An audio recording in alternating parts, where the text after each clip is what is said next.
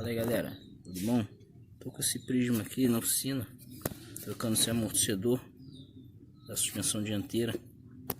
O carro tá com estabilidade um pouco afetada, fazendo barulho, e esse amortecedor aqui, quando ele estoura o retentor que pega aqui embaixo, debaixo dessa coifa, ele dá vazamento de óleo. E com isso o carro ele fica sem estabilidade nenhuma, balançando muito. Esse é um dos defeitos que a suspensão pode apresentar, amortecedor ruim.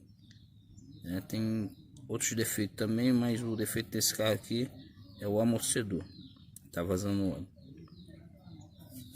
Também vou estar trocando aqui, pega aqui de baixo aqui,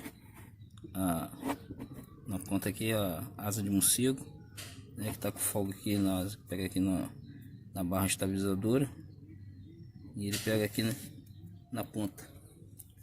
Tô mostrando aqui a vocês, vendo aí? Pega aí na ponta aí, essa asa de morcego aí. Essa peça aqui, que a gente vai estar trocando ali na ponta, que também tá com folga. Então vamos lá fazer a troca aí dessas peças aí para esse carro ficar 100%. É isso aí, agora vamos repor aqui o amortecedor pro local, pra gente tá executando aqui esse trabalho aqui e assim resolvendo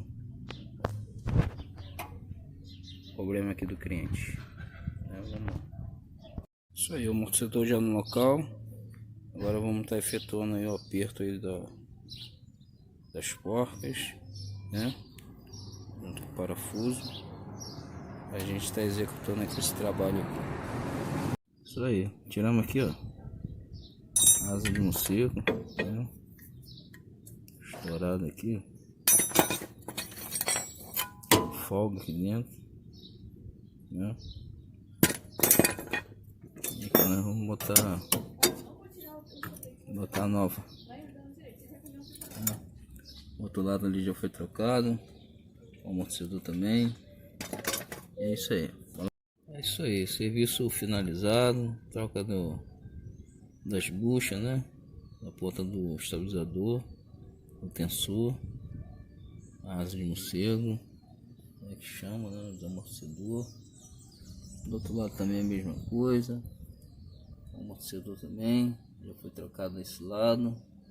E é isso aí, agora é só botar a roda e entregar o carro.